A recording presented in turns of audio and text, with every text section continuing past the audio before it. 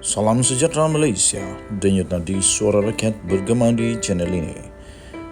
Jangan lupa tekan butang subscribe, like dan share. Malaysia kita punya, cintai Malaysiaku, kita jaga kita.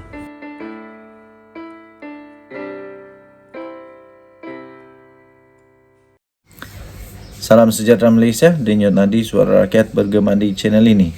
Nota kepada Anwar, fahami apa yang rakyat mahu dalam isu Najib dan Zahid Hamidi. Tulisan kali ini saya titipkan khas buat Perdana Menteri Datuk Seri Anwar Ibrahim dengan doa agar kekal istiqamah melawan rasuah. Saya tidak pasti sama ada beliau punya masa membaca tulisan saya kali ini. Tetapi saya yakin orang-orang kanan Anwar dan pegawai-pegawainya dan sebahagiannya merupakan kawan-kawan saya pasti membaca tulisan ini. Terserahlah kepada mereka mahu menyampaikannya kepada Anwar Ibrahim atau tidak. Tetapi jika mereka kekal sayang kepadanya, pasti mereka tidak berlengah untuk berbuat demikian.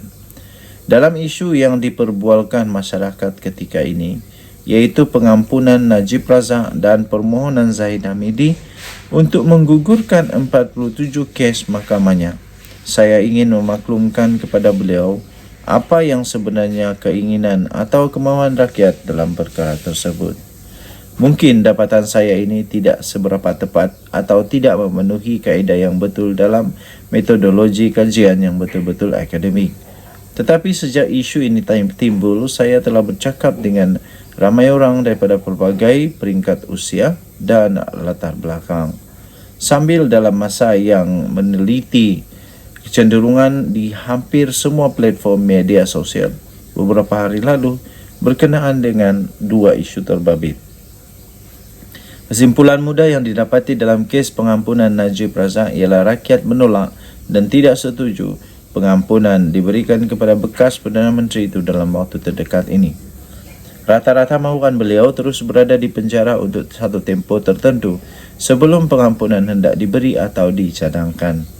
Ada yang mahu beliau berada dalam penjara sekurang-kurangnya selama 4 tahun dan ada yang mahu 6 tahun sebelum pengampunan diberikan. Bahkan tidak kurang yang ingin biarlah sehingga tamat pengajian di penjara Kajang selama 12 tahun. Ini kata mereka untuk keadilan kepada rakyat yang terpaksa menanggung beban hutang 1MDB. Selain kerana seriusnya kesalahan yang telah beliau lakukan atas jawatannya selaku Perdana Menteri itu. Begitu juga sebahagian besar turut juga bersetuju kalaupun pengampunan hendak dicadangkan, masa yang munasabah ialah selepas PRU16 pada tahun 2027 akan datang. Diharapkan Anwar tidak sukar memahami kemahuan rakyat dalam hal ini dan jika beliau masih ada keraguan, bolehlah cuba membuat hantaran di Facebook atau Twitter dan dengan ayat berapa lama rakyat Malaysia mahu Najib berada di penjara dan kemudian lihatlah sendiri komen-komen yang diperolehi. Dalam kes Zahid Hamidi pula, oleh kerana 47 kes pecah amanah, rasuah dan pengumpulan wang haram berkaitan dengan dana Yayasan Akal Budi yang sedang dihadapinya sudah dalam peringkat membela diri, rakyat tidak setuju sama sekali jika Peguam Negara bertindak menggugurkannya. Menggugurkan kes tersebut akan dilihat pelik sedangkan Mahkamah Tinggi pada Januari 2022 telah membuat keputusan supaya beliau membela diri itu selepas mendapati pihak pendakwaan berjaya menimbulkan kes prima facie bagi semua 47 tuduhan terhadap Zahid Hamidi. Di mana logiknya setelah pihak pendakwaan berjaya membuktikan kes prima facie tetapi tiba-tiba Jabatan Peguam Negara mahu menggugurkannya pula. Sepatutnya representasi yang dikemukakan Zahid Hamidi itu dibantah keras oleh pihak pendakwa demi menjaga kewibawaan Jabatan Peguam Negara. Bukan dengan mendiamkan diri, tidak membantah sama sekali, ia dikemukakan beserta penangguhan perbicaraan. Apa yang rakyat mahukan ialah biarlah semua kes yang dihadapi oleh Zahid Hamidi itu berjalan tanpa gangguan dan kemudian terserah kepada hakim mahkamah menentukan sama ada bersalah atau sebaliknya. Untuk mendapatkan berita lengkap, sila layari sabudinhussein.com. Okey, sabudin.com.net.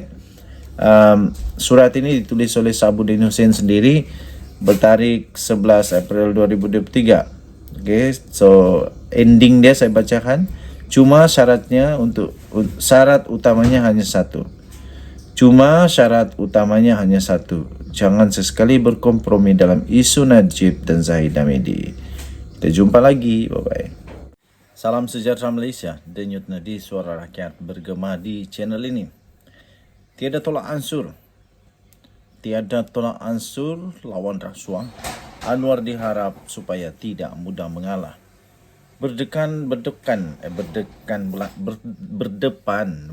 dengan tekanan daripada UMNO, terutama dalam isu pengampunan Najib Razak dan tindakan terbaru Zahid Hamidi yang telah mengemukakan representasi kepada peguam negara untuk menggugurkan 47 kes mahkamahnya yang sedang berjalan. Sekurang-kurangnya setakat ini Anwar Ibrahim ternampak masih teguh dengan pendiriannya. Katanya beliau tidak akan bertolak ansur dalam usahanya untuk menyelamatkan negara ini daripada amalan rasuah. Malah bersama dengan ketegasannya memerangi rasuah itu, Anwar juga turut bersedia jika sesiapa mahu menjatuhkannya sebagai Perdana Menteri. Katanya itu tekad saya. Senang susah saya hadapi. Kalau nak jatuhkan saya kerana saya melawan rasuah, silakan. Tetapi saya tidak akan bertolak ansur daripada usaha bersihkan negara ini dan selamatkan bangsa kita dan negara kita daripada tindakan orang yang merompak kekayaan negara, katanya dalam kenyataan itu. Tambah beliau lagi, bukan sedikit dan ini termasuk pimpinan yang ada dalam kerajaan, baik menteri dalam kalangan kerajaan negeri Exco, katanya lagi. Tambahnya, kena ingat, saya arah SPRM iaitu Suruhanjaya Pencegahan Rasuah Malaysia ambil tindakan kepada sesiapa sahaja yang melakukan rasuah, terutama setelah kita bagi amaran. Dia buat juga lagi. Katanya ketika berucap dalam satu program di Tambun, Perak semalam.